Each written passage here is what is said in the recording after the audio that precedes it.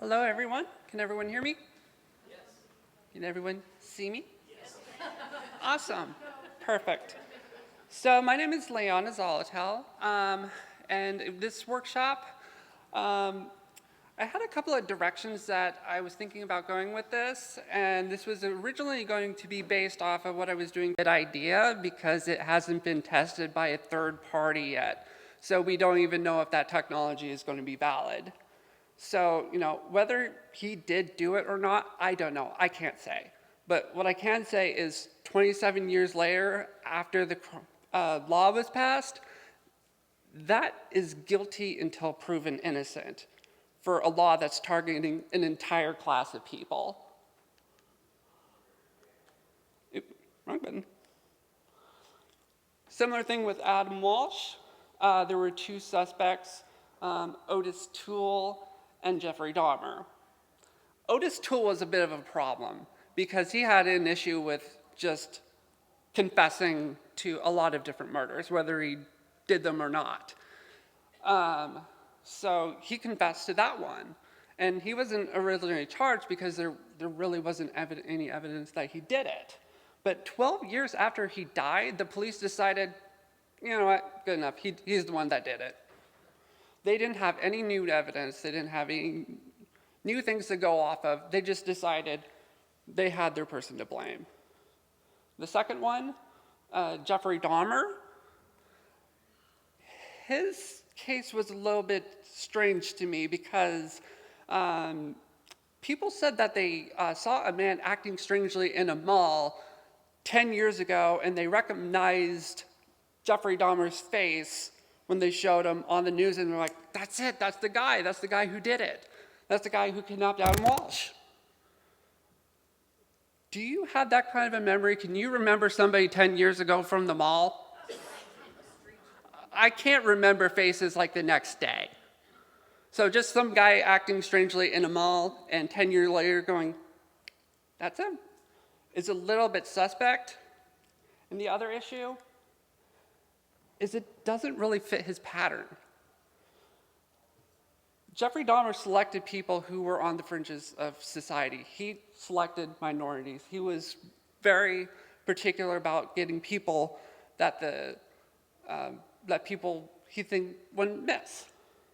So it just doesn't fit. But when I was examining this, there was something else that troubled me. So this boy here, who was murdered by Jeffrey Dahmer, it was said that the police arrived on the scene and saw him out in the street, and they didn't help him. They returned him back to Jeffrey Dahmer, who was at the time out on, he had been convicted for a sexual offense. If anything would have fit, he already was convicted. He was going to perpetrate another crime. He was going to commit sexual homicide. But we don't have a Connor Act law. And one of the things I'm thinking is that because it was the police who failed to protect this boy, and the other problem is, well, sorry to say, but I think it might be racism. There is some prejudice in these types of things, which is very disconcerting to me because people who get sexually assaulted are high risk when they are in that lower socioeconomic status, and they're not as likely to get help by the police. So we really need something like a Connor Act law that says police have to investigate if someone were to say, hey, I'm in trouble. But we don't have something like that. We have nonsense laws. So guilty until proven innocent. So Megan's Law was in effect in 1996. That conviction was 1997. Wedding Act, date in effect, 1993. Date of conviction, 2016. Adam Walsh Act, 2006 was the date in effect. Date of conviction, well, he was dead at the time, so there was no conviction. Jessica's Law, same thing. 2006, then 2007. So these grains of truth, though, these are the things that are going to be problematic when we're trying to reach people, because these are highly sensational cases. But they are built on fallacies.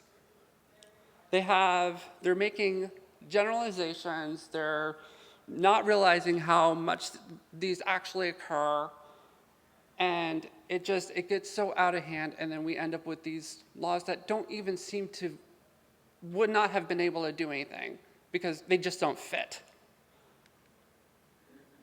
And this is what is called crime control theater. It's the illusion of protecting people. It's the police need to do something.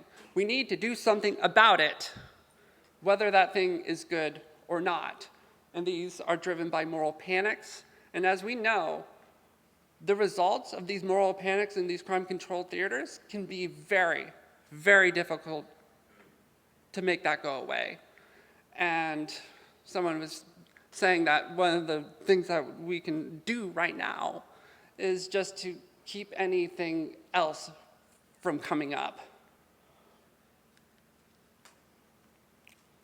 So one of the things that goes on in these moral panics is this idea of counterfactual thinking. It could have been prevented if only something were true. If only we had these laws in place. If only we had more stricter laws against sex offenders or blah, blah, blah. It could have been prevented. And a lot of this stuff, when you actually look at whether the law even applies, doesn't make sense. So this little iceberg, you have to look at what is possible and what is impossible. When you're dealing with something that it doesn't even fit, would it have been possible that those laws would have prevented it? No, because it didn't even have to do with anything with the facts of the case. But in the Conrac's case, with having more, police just being able to, even if there isn't evidence, just being able to provide survivors of sexual abuse access to things like a safe place to go, counseling. We could be diverting resources into something like that, and we can actually be doing something that prevents these types of sex crimes.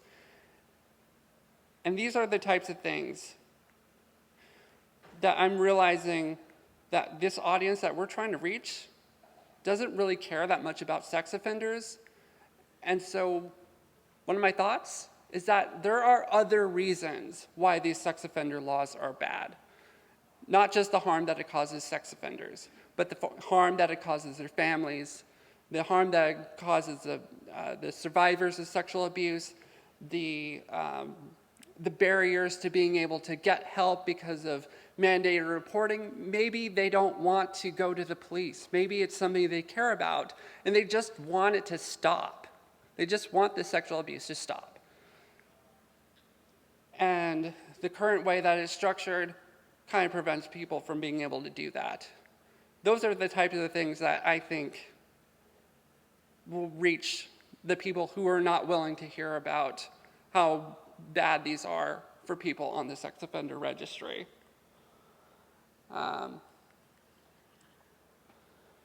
So recently in Atlanta, Georgia, and when I was doing this case, I had no idea that the next NARSOL convention would be in Atlanta next year. So, sort of prelude to that. But take a listen to this. Hello, hey, I'm at 501 Burroughs Street, and my girlfriend just got out of a car, and somebody just came and just kidnapped her and just left. Can you hear it? Okay. Did they kidnap her and left? Somebody just left with my girlfriend. Where are you located? Oh my! I'm at 501 Burroughs. 501 Burroughs Street. Stuffy? Yeah. They just left. He was in like a Ford Escort looking type of car. What kind of car was he in? You said a Ford Escort. What color? It was like a Jeep car. Like a Jeep. So how did Was she snatched? Was she? Bro, she just pulled up, and then I heard somebody here earlier.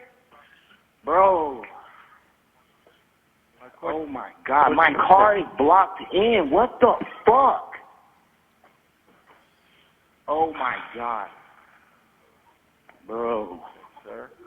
Bro. Sir, I need you to stay with me for a second. Bro, what the Sir. fuck? Sir, can you hear me, or you? Oh, my God. Bro, I just watched her get kidnapped from in front of my house. What the fuck? Oh, What is your my name? fucking God.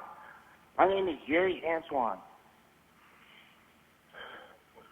Jerry, Oh, what is your phone number? shit. It's going to do some personally identifiable information, so I'll just pause it here. Oh, did she walk to the Yes, I watched it all. I watched it all. I watched everything. He had a gun to her. I watched everything. It was a I black watched SUV. everything. Hold on, Jerry. Hold on. He had on a security shirt. Oh my fucking God. Jerry, I need you to listen to me very carefully. I need you to calm down as best you can. And I have a series of questions that I need to ask. I need you to answer. Yes. Okay? I need you to answer them to the best of your ability. You understand me? Yeah. All right. You said that you saw your girlfriend get kidnapped by the driver of a black SUV-style vehicle. Is that correct? Yes, it looked like a Ford Escape kind of car, like a small SUV. Because she just called me 5 minutes ago, and she said, well, I'm about to be here. And I heard her car pull up. Hold on, Jerry. And I hear a commotion outside. Hold on, Jerry. Hold on, Jerry. Hold on. Hold on 1 second. So the remainder of that is going to just be a lot of repeating the things he just said. So this was a real 911 call where a woman had been kidnapped and shot to death. And the person that was a suspect, a person of interest in the case, was this DeMarcus Brinkley.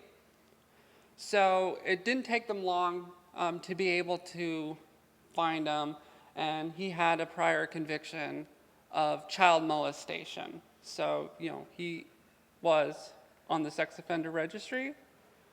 But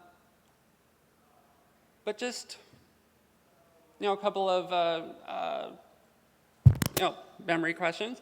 Where was the address from which the 911 call took place? Was it 501 Burroughs Street, 901 Bear Street, 501 Brown Street, 401 Barrow Street? First one? Okay. So what best describes the type of car that was used in the kidnapping? Somebody was paying attention to that, yes. The caller said it was like an escort type of looking type of car, like a Jeep, like an escort. The car that was actually in this photograph was an Equinox, actually. An Equinox. So it was actually the last one. But it was not provided in the description on that call. The other one? So Brinkley's sex offender registry photo resembles the description provided by the caller. Just rated from strongly disagree, strongly agree. He really didn't. He was wearing a security shirt. So we have a man in a security shirt driving an escort, like an escort-looking type of car.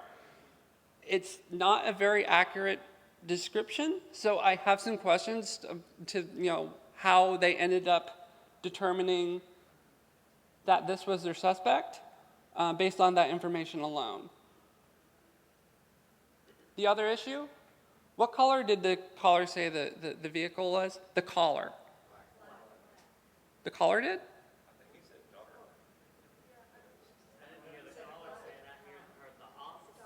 The officer said it. the officer, that's actually a really big no-no, is suggesting evidence to an eyewitness. When somebody doesn't provide information and you give information that would help narrow down the list of suspects, that is introducing bias. So that was a pretty sloppy investigation. They didn't get a whole lot of good things to go off of. They were introducing evidence that the caller didn't say. It was problematic. But as soon as DeMarcus Brinkley was listed as a suspect, as soon as people realized that he was convicted of child molestation, the moral panic happened. And they were proposing Merriam's Law. And they were proposing something on the lines of having sex offenders stamped on all the driver's licenses so that they can, if they go into a bar, they have a heads up. Except for that's not what happened. From the report, they said that Brinkley and Merriam were seen at the same gas station, and it was presumed that Brinkley followed her home. So that was the information that were going on. So again, doesn't even apply. Did not happen in a place where you would be offering your identification. It was middle of the night, gun. There is no time to check the registry. There is no time to check the identification in a situation like that. It does not apply. And yet, can you see the lower right hand, okay? Very small. It's very small. Okay, so basically what this says is that when they voted for Merriam's Law into acceptance, one person said no. That's it. It was unquestioned. And I went through this law, and I was checking to see if there was anything related to guns, if there was anything related to adult victims. No. It was just more strict requirements for people convicted of sex offenses. It had a lot to do with minors. It had a lot to do with 25 years to life for subsequent offenses. It had nothing to do with the crime. So once again, we have a law that doesn't fit the crime, but it targets a group of individuals. So Merriam's Law was drafted and enacted after DeMarcus Brinkley was convicted. True or false?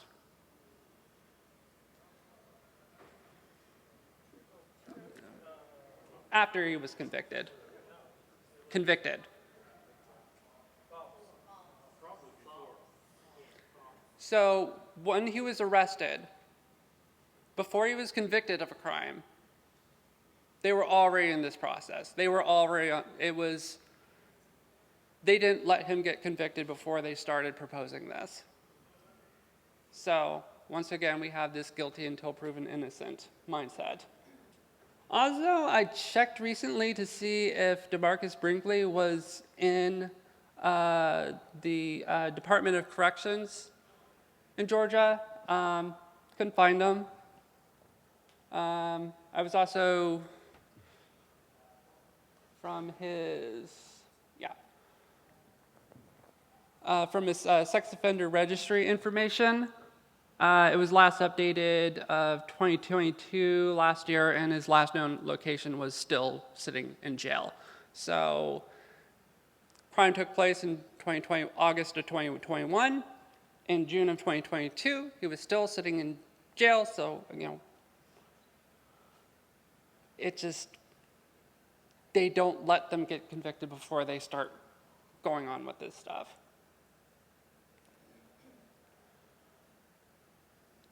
And the other problem is that if you actually look at gun-related homicides in Atlanta, the majority are going to be in the late 20s, early 30s.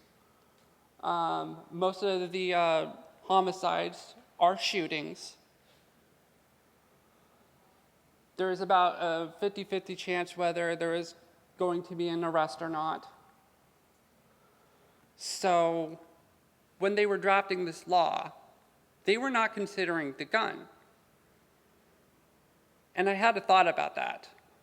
It's because that the guns don't have that kind of moral panic that child molestation has. Cops use guns, military use guns.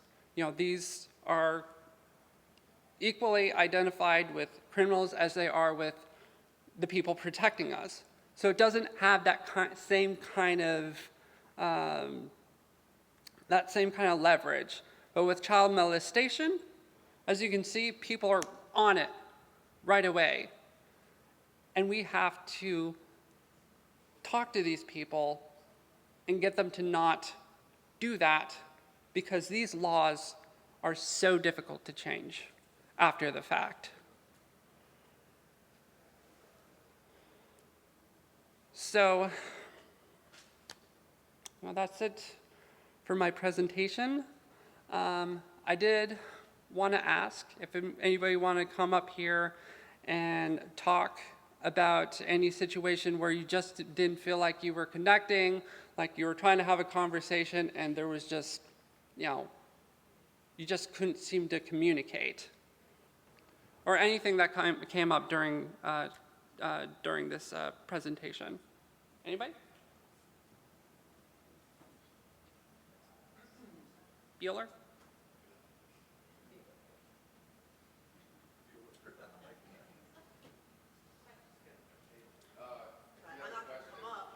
Okay.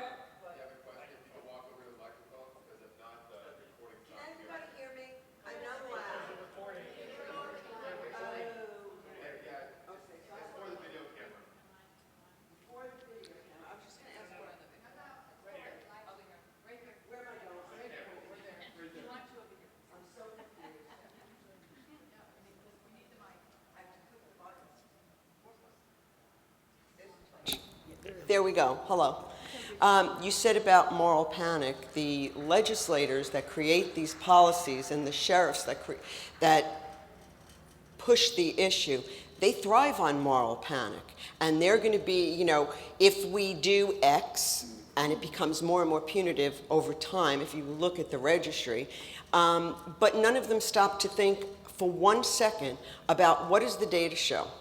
95% of those on the sex offense registry, as everybody in this room already knows, preaching to the choir over here, do not reoffend, and they are first-time offenders. So even for those folks that have been caught doing something illegal, they're not on the registry. These laws do not apply to them. If you look at even between residency restrictions, registration, proximity zones, all of these things, and by the way, there are no markings on the ground, so you don't know if you're entering a proximity zone that you shouldn't be in if you are a person forced to register. But the point being that none of these policies are grounded in empirical evidence. They are purely, like you said, moral panic, and they are outrage driven. They are emotionally driven. So the message that we need to be able to get to and conveying to the public is stop, breathe, Yes. and think. The legislators don't want us to do that because this is their rallying cry. We passed all these policies and we're making you safer. And because there truly is an uninformed constituency, the public in general is uninformed about the realities of these policies and where their money is going, that how wasteful it is. And the legislators, I have gotten in the mailbox a postcard during an election season many years ago saying, I voted yes on all of these and I'm protecting you. Backed up by nothing. And most people, because they're so uninformed, will get this information or read an article or hear something mentioned on the news saying, wow, we should vote for this guy because he's voting to get these sex offenders off the streets. We don't know who they are. Because you're not going to catch somebody who's been on the registry every time, because most of the people on the registry are first-time offenders and they don't reoffend. But the legislature and the law enforcement, they get so much money in their budget because of these task forces, and the legislators, this is one of the driving things in public safety that they want to use to get more votes. So they thrive on the fact that the public doesn't know the truth.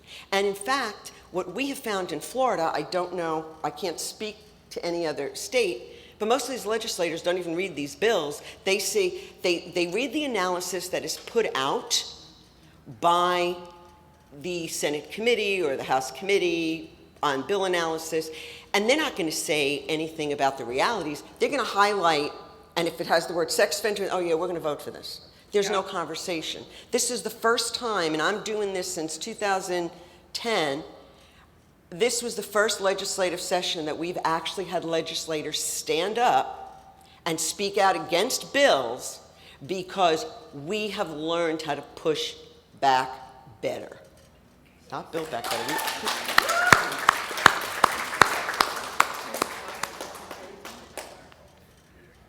Yeah, it's definitely, when I'm seeing that there's not some kind of a moral panic going on, not some kind of a sensationalized, yeah, I'm seeing that in Arizona, a bill that was going to be proposed that wanted to put more restrictions on sex offender got vetoed.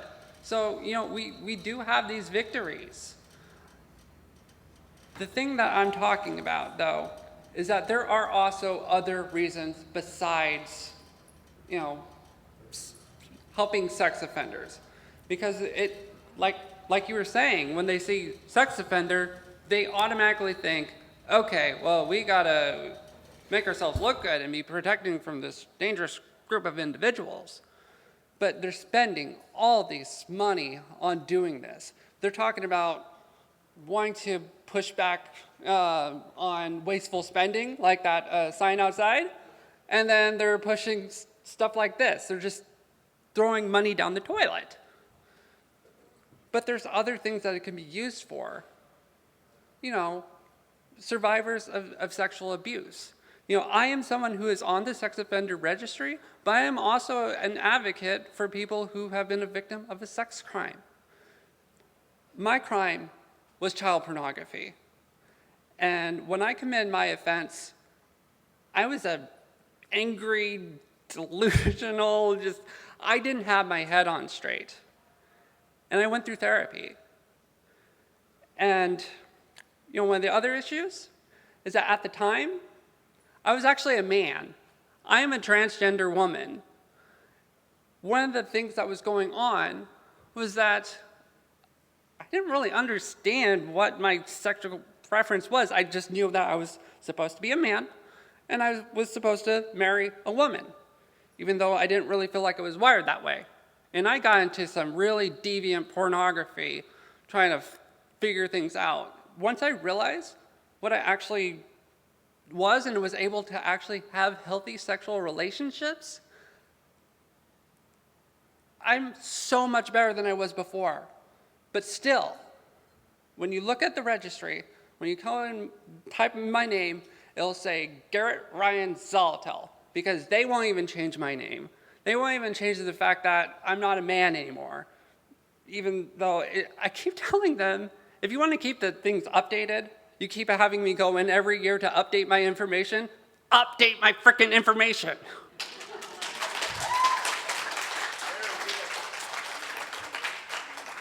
So I see a lot of bias with this.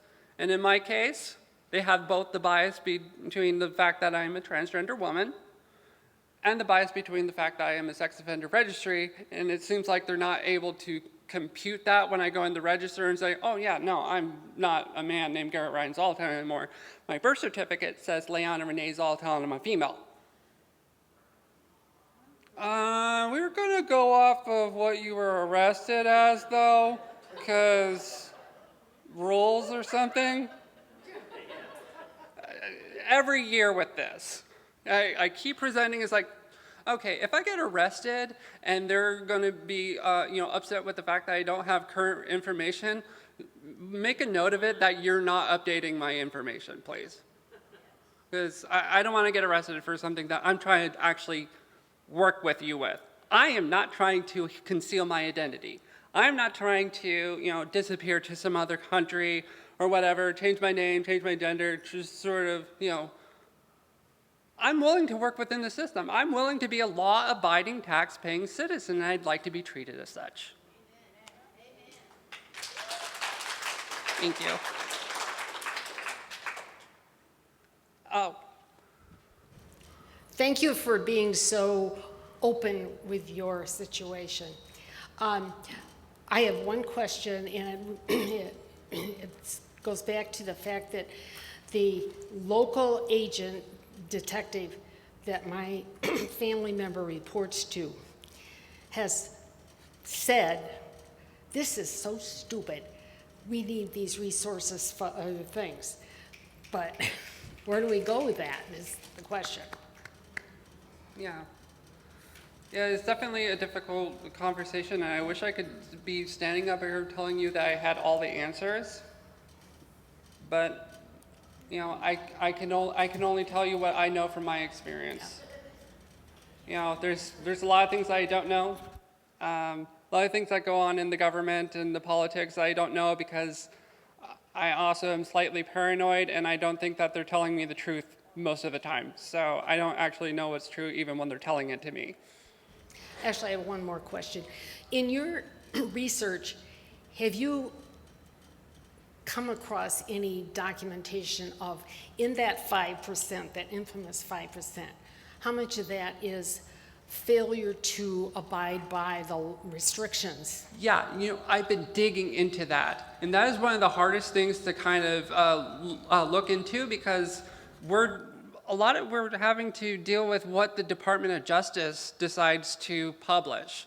And if they have a bias against sex offenders, then that data is not really going to be showing that.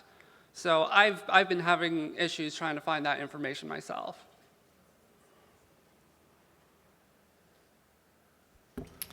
Hi, my name is Ann Crowett, and I just took a position as the Director of Membership and Engagement for the Women Against Registry.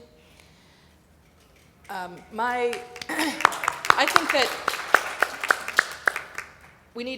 I think there are legislators who are starting to understand that this registry is not doing what it's supposed to, that it's expensive, that it's not helpful, doesn't keep anybody safe.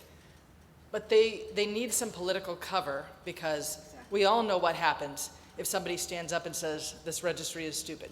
This is why they all just vote, they just vote for it. Just vote yes, they don't even read it.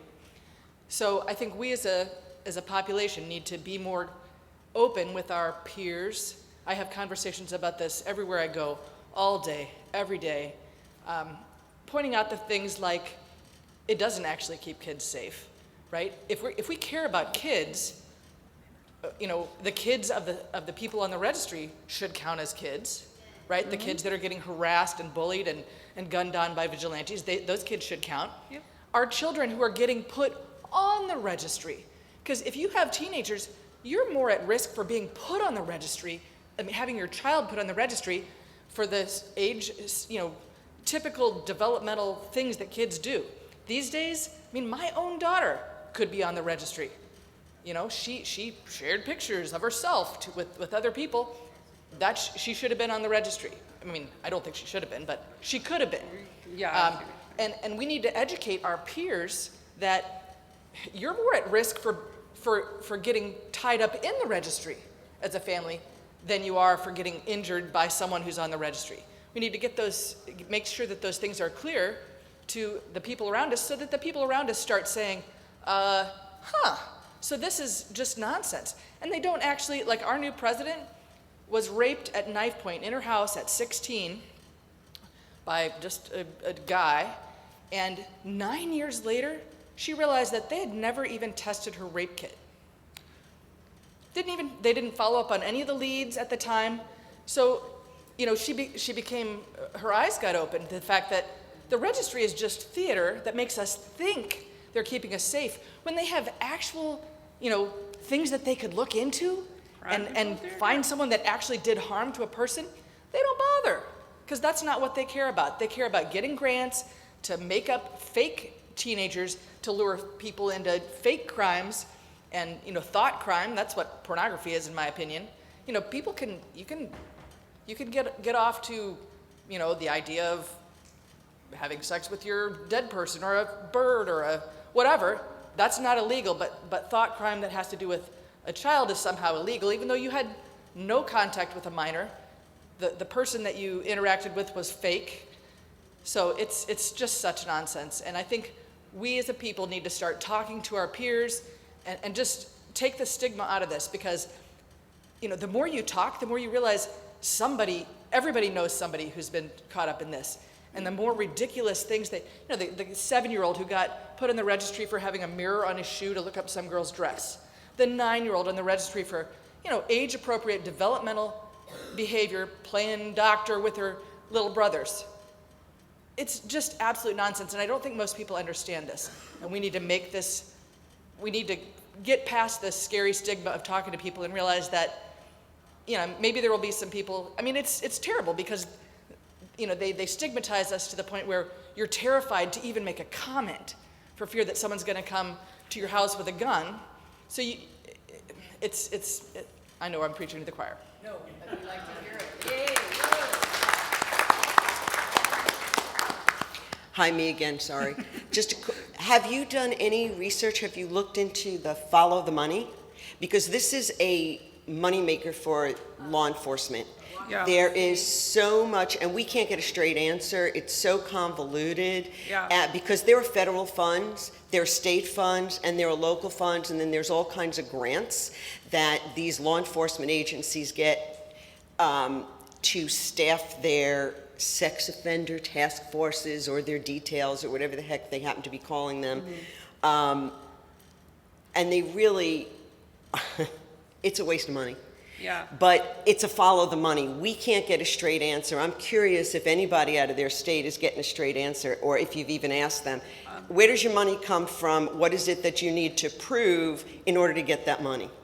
And it's based on the number of people that you have on the registry, and I believe that's why Florida refuses to take anybody off the registry, and in my opinion, it's absolute fraud by the government taking money for people that don't even live in the state.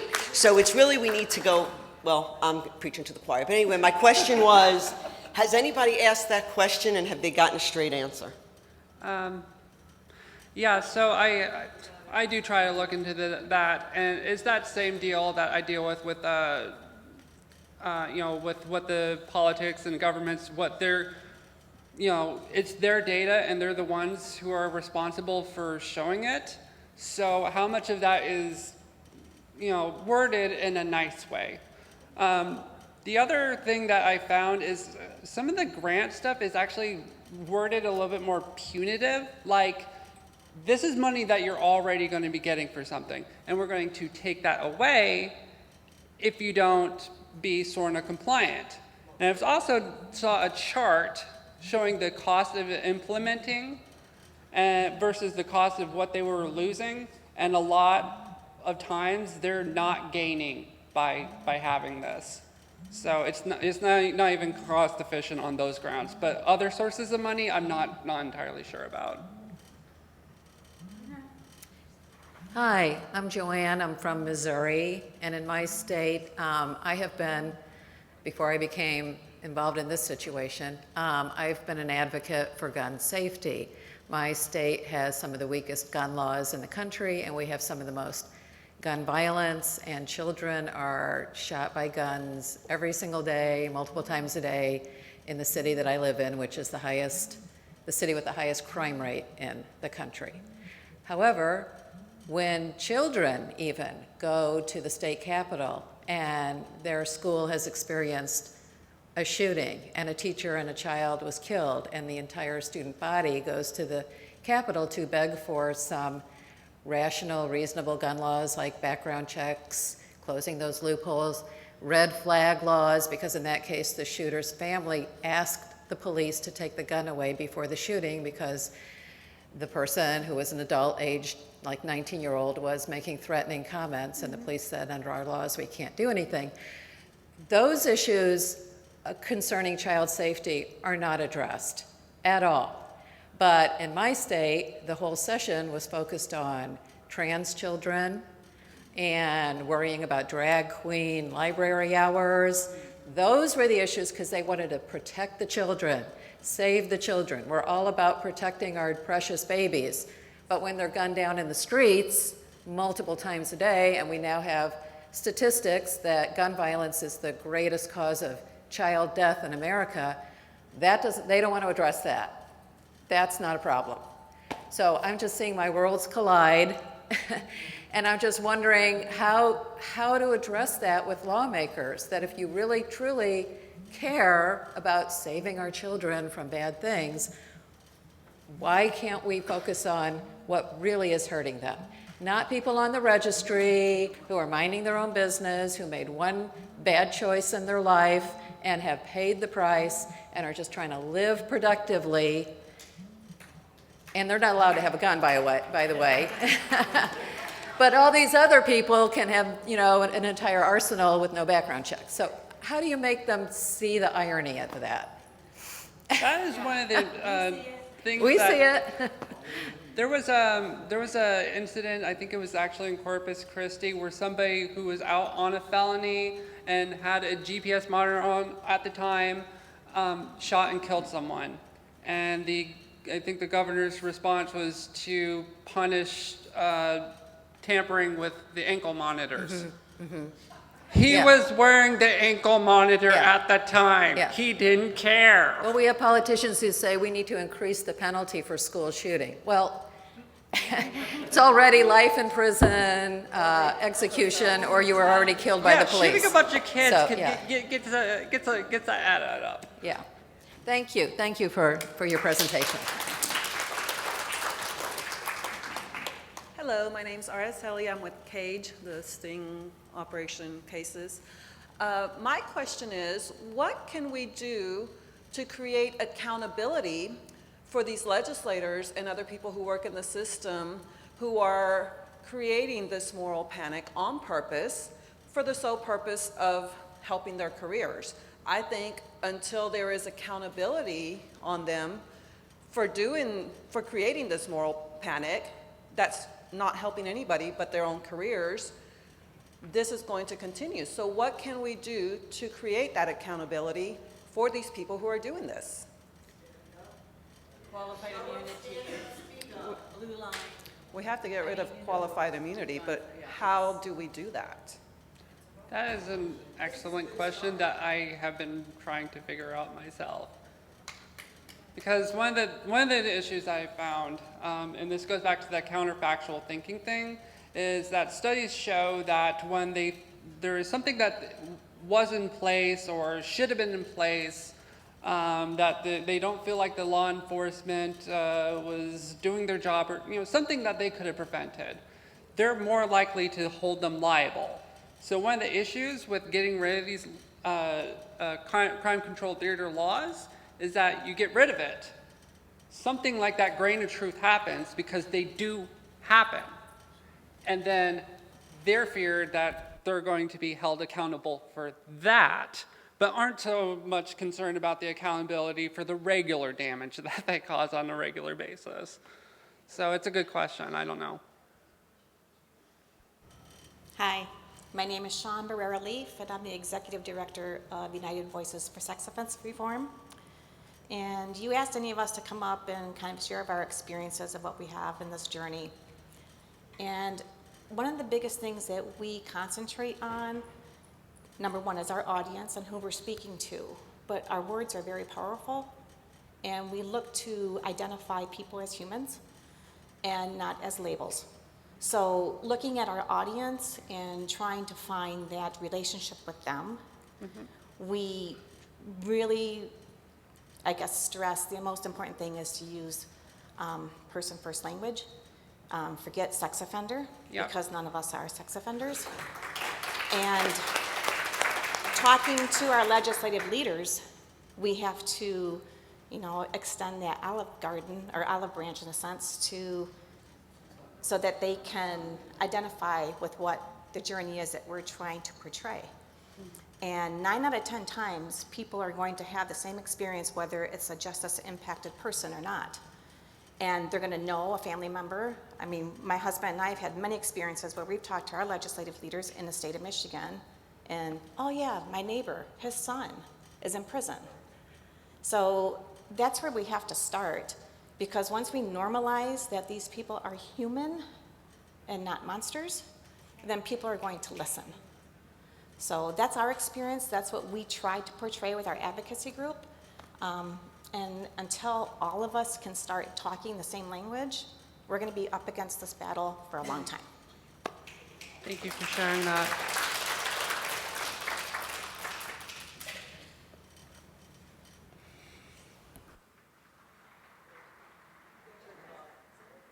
Okay. Hi, I'm Joanne Glant with CAGE, Citizens Against Government Entrapment, and I'm here with Araceli. I'm from Washington State, where these stings started in August of 2015. Law enforcement got together and just decided they're going to go after anybody who's on an adult dating site, a man. They had the charges laid out. They're all Class A felonies. They're 10 years to life. The detectives bragged about this, ha ha ha. It only costs $2,500 per person. And we've got lifetime registry, lifetime DOC custody. As a mother of a 20-year-old, when I heard the charges against my son, 2 counts of Class A attempted rape of a child, it felt like a bomb went off in my brain. I just couldn't figure it out, right? This has gone on since August of 2015 in Washington State. We're now up to 321 men. 30 of them are under the age of 25. 170 of them are sitting in prison right now. And it's a shame. And I think you were saying the numbers that they report, because this is all funded from federal dollars, they lie about, they said they've saved children. There's no children saved. There was no children at risk of ever being harmed. Yet they're inflating these numbers. My son has 4 victims, supposedly. One of them was his legal girlfriend. And he's sitting in prison today. He's into 7 years of a 9 years to life sentence. So these charges and the way that we treat these people, our people that are on these registries, it is criminal that these detectives can sit in their office and dream this garbage and this harm to society, communities, to young men, and destroy their lives for no dang reason. These websites have extensive protections for people that are on them. The detectives say they have to be very careful with their ads because they're going to get knocked off. So the ads are purposely vague. They have role play, DDLG, you name it. And these detectives have said we need to create probable cause if it's not there. How about a Terry stop? It is a shame what they do to these men. And as a mother, I am outraged at this. This detective is he went out and even got money from a Mormon, and I apologize for any Mormons here in the room, paramilitary group that came into Washington State and funded this he called them net nanny sting operations. We call them net nanny ruses because it's a lie. And they trick these young men and these boys and people into these crimes. And I mean, my son's locked away, I don't know if he's gonna get out. I don't have a clue. And I don't know what his life is gonna look like afterwards because we have an 880 restriction for any housing. He was literally pulled out of his bed on a Sunday morning. He was asleep. And they kept contacting him. He had broke off conversation. 3 times they kept reaching out, and they were, like he said, it was a psychological manipulation. Are you gonna flake on us? Aren't you gonna be a real man, et cetera, et cetera. Well, for a 20-year-old kid, he doesn't have the sophistication, in a sense, to realize what is being done to him. So anyway, that's our organization. We are here in complete support. This registry is a joke. It's been politicized and used against us as citizens. A lot of my friends, they've been supportive, but it is truly, they don't get it. I just talked to a couple of black gentlemen at a fundraiser we were at, and I started to explain my story, and he goes, "Oh, you can stop right there." He said, "We get it.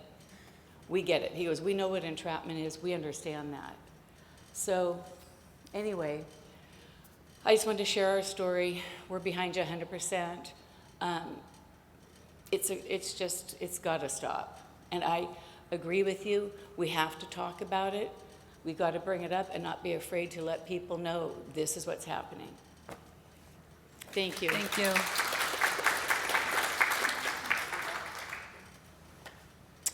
Hi, I'm Pat Harris. I'm with Advocates for Change in Colorado, and I just wanted to make sort of one statement. The thing about person-first language, we don't deal with the registry as much. We're just trying to do things with the laws in Colorado. So anytime we have anything and we appear before the legislature, we've got people that are on our side in the legislature. You can't even believe how we are bombarded with DAs and victim advocates. I mean, you know, there might be 20 of us, 10 of us, but there's 50 of them. And the legislature just goes with whatever they say. They're the experts. You mentioned Colorado, is that correct? Yes. That's actually where I was convicted.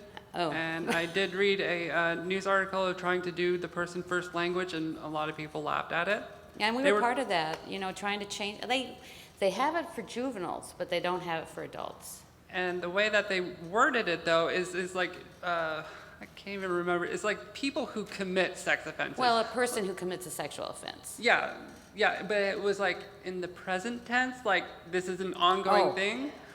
In the literature, I often find individuals convicted of a sex offense because that's the thing that's true. They have that conviction. That conviction led to them being on the registry. That, whether they were, you know, entrapped, you know, whether it was a false confession or whatnot, they were still convicted. So that term is technically true. Individuals convicted of a sex offense. And they are definitely, guilty until proven innocent. And it's really hard to prove a negative. Yeah. You know, just And then they have that uphill battle on Greece.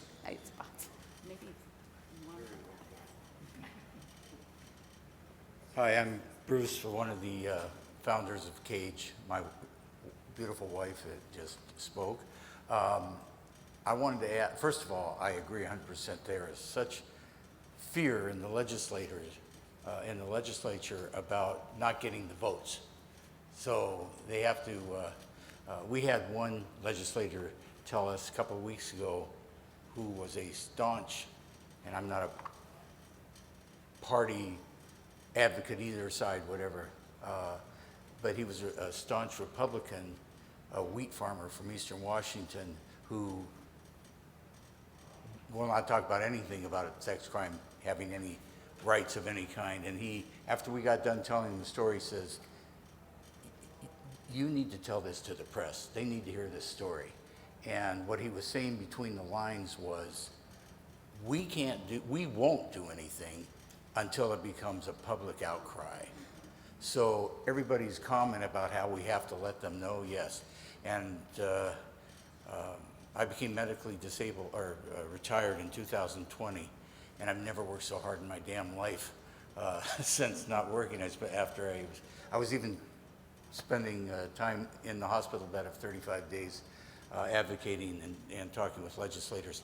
But I want to ask a question. I consistently hear the comment that the registry does nothing to keep the community safe, et cetera, et cetera.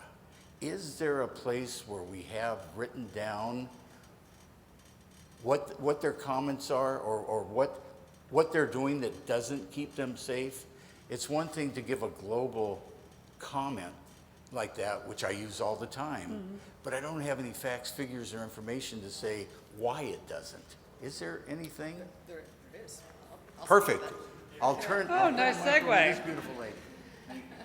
I don't have a link on me, but there was just a really recent 25-year metadata study where they picked up all these small studies that had been done,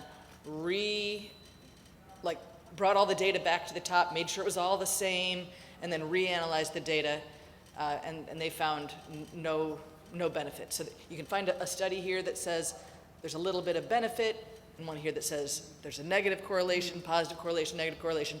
All these correlations are small, but when they re-aggregate all that data over the entire 25 years that the registry's been around, they find no benefit. I think I might have actually seen that article. It had something to do with 25 years examining over the last 25 years. That's yeah, the one. Yeah, the meta-analysis, that was a really good one. And yeah. And we had the author of that study, or one of the authors of that study, on one of our Zoom calls, and it was a spectacular presentation. She did a really good job. So I have two things to mention. Number one, as far as person-first language, our organization prefers person forced to register. That's a good one We too. prefer I like it. not to dwell on the crime, because we don't call murderers, we don't walk around and the rest of your life you're the guy who, stole $50 billion, you're the guy who ruined families with your tax scheme, your Ponzi scheme, right? So person forced to register, because the real crime that's being done is all the things that happen to you after you get out of prison. That's the real human rights abuse. Yes. Number two, we don't call it the sex offender registry, we call it the sex offense registry. Take the people out of it.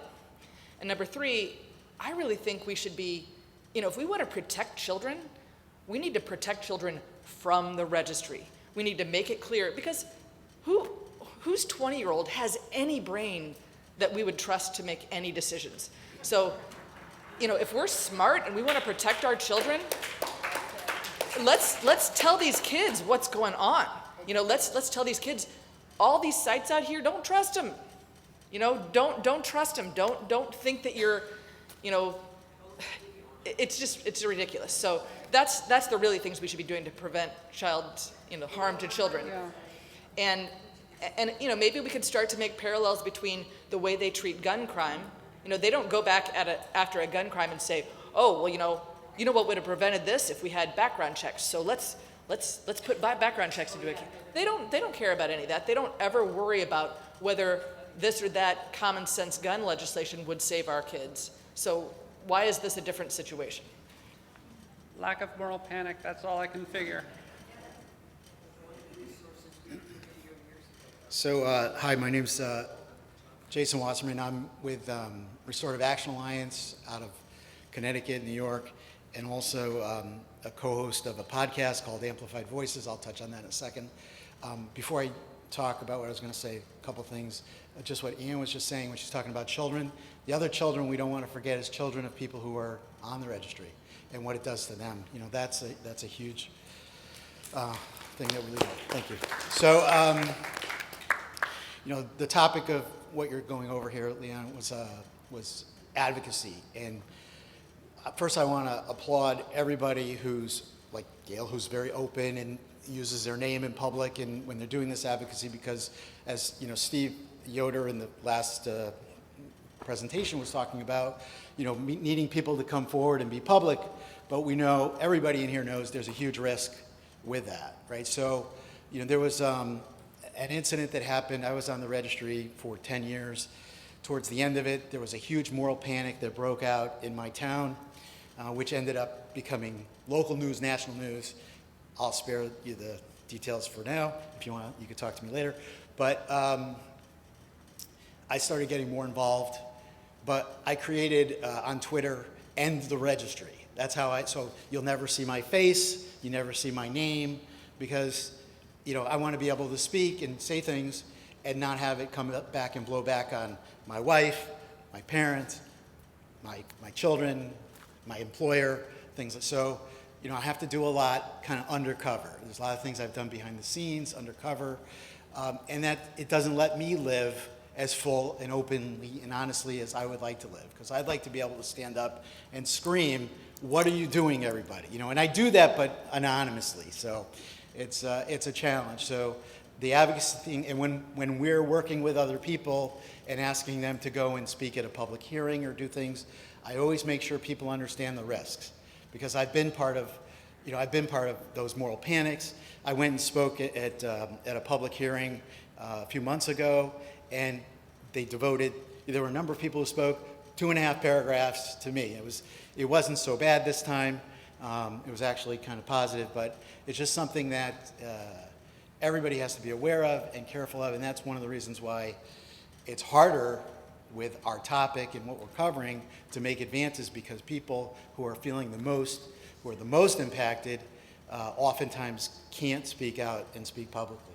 So, I applaud the people who do, understand the people who don't, and I will continue to do as much as I can. With regard to the podcast, there's one out right now with Emily Horowitz that we just released. So if you go and you check out Amplified Voices, she talks about her new book, and we'll all be able to get to hear her in a little bit. And then just, you might be interested in this. We have one that's actually being edited right now, where we spoke with a trans woman who had committed an offense.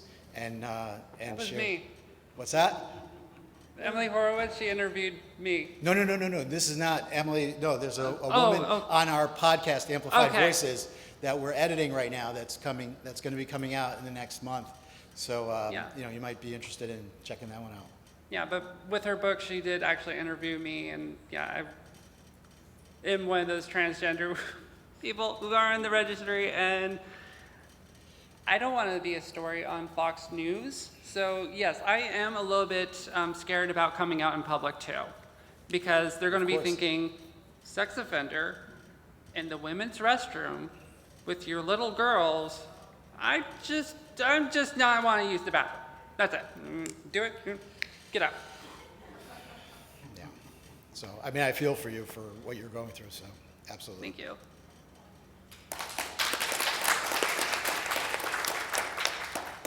Hi there, my name is Elena Altavote. Some of you may know me as Elena Advocates. I'm in multiple organizations like Florida Action Committee, United Voices for Sex Offense Reform. One of the things I met you last year, and I'm really happy to see you up here doing a workshop for us. And we were talking about how the politicians are impacted and the public outcry, that nothing will change. But we need to change the mental health community as well. They're a big thorn in our side. Until they recognize internet addiction and certain disorders as part of the DSM-5, we are thwarted. And so people that want treatment can't even get it, because if they say they're looking at illegal images or they have urges, they are reported. So how do we stop that? How do we advocate for that? We also need to advocate to the mental health community as well. So I just wanted to point that out. And we do have some real champions like Emily Horowitz, Dr. Jill Levinson, but we really need to get the mental health community on board to make these changes. And that's just what I wanted to add. Yeah. I don't know how much time we have left, but as I actually felt compelled, but okay, because I'm a mental health provider, so I just wanted to speak to that a little bit. I don't disagree with the comment that was just made, and I also want to speak to those of us who are actually doing this work, who are speaking out, who are advocating for individuals, and not taking this expectation that mandatory reporting is something that we live with, and that is, if there's an identified victim that is currently being harmed, anybody should make that report. But if a client comes to me and says, I'm having these urges, I've looked at these images, there's nothing reportable. There's no reason I'm gonna, make a call, because the reality is I am there for them. And people that I work with and people that I know in the mental health community are the same way. I'm not saying there's not work to be done, and there is, and that's why I'm here. And I think just sharing with counselors, or going to your own therapist and bringing up these issues more and more, it is in the forefront, right? Not causing harm is our focus. as mental health providers, as people who care about other people. And so, you know, I kind of preach this to all of the counselors that I know as well, like, hey, you guys, like, let's get on board. And more people in this room can help with that as well, and talk to mental health providers or bring your information to mental health providers, because those of us who are doing the work, like I'm a treatment provider, what people don't realize is that we are then also certified by police. Like my certifying body for the state that I'm licensed in to provide treatment is our former POs. And so, right, we are also stuck within two systems and trying to do the work that we're trying to do to advocate for our clients and help out. And also we have to tread lightly, like a lot of the legislators we've been talking about. We have to find the ways that we can do what we need to do and not tread on toes so that I get my certification taken away, because then I can't help anybody. So, right, you guys can help with that as well. Anybody can help with that as well by, you know, doing what we're doing here, talking about advocacy, talking to legislators, talking to all of these things. And if you are in a state that has a sex offender management board that certifies treatment providers, talk to them, because that is a great place to start to show up to their meetings, because they happen quarterly, and speak up, because former POs shouldn't be in charge of treatment. And yet they are. So that's what I have to say. It's not all mental health providers. We're trying to help. Thank you. Just a quick addition to that. In Washington State, we have to go to the Static 99 to evaluate these violent sex offenders. My son is considered a sexually violent predator, but he doesn't, you know, there's no hands-on crime, and I don't mean to offend anybody by that, but we reached out to Dr. Cito, who's done a lot of work with this and does the Static 99, and we asked him, how can this be relevant to a person that, you know, was caught in a sting operation, right, on an adult dating site? So nothing there was an indication. So, and he said, good question, it's not. We asked him if he would do a study. Of course, he needs funding, money, bodies. We are going to reach out to Microsoft, ask if they'll help us fund this. We're going to be looking for grant money, because we feel that these internet sex stings, which they're taking advantage of what they can, is it's bad, it's wrong, of course, and they've hate and fear mongered and trying to change the mindset of people that anybody's on a dating site, you know, is up to no good. So we have found that with our providers in Washington State, and they're they don't know what to do. So we are working with NAMI and mental health people on this. Awesome. Oh, well, my son's been in sex offender treatment program for a year in prison. Why is it called treatment if it's not private and it's not covered by insurance? Yeah. Okay, well, Leyana, you kicked off quite a discussion here. I think we all want to thank everyone who's come up and shared their thoughts on this. It's been wonderful to hear all these experiences and feelings that people have about this. So we want to thank you, Leyana. I will mention that there was a question about documentation for some of these studies. Go to that NARSOL website. I mean, there's tons and tons of this information, as well as on some of these other, all the research is available and updated. So don't ever feel that the fact that you don't have particular information at a given time that there's a barrier to anything, because it is out there. Okay, so Leyana, thank you so much. It's time for lunch now. And after lunch, we'll pick up again with another set of workshops. Keep an eye out on your program for which workshop you want to go to next. Yeah, after lunch, we'll all be together in the main room for important announcements.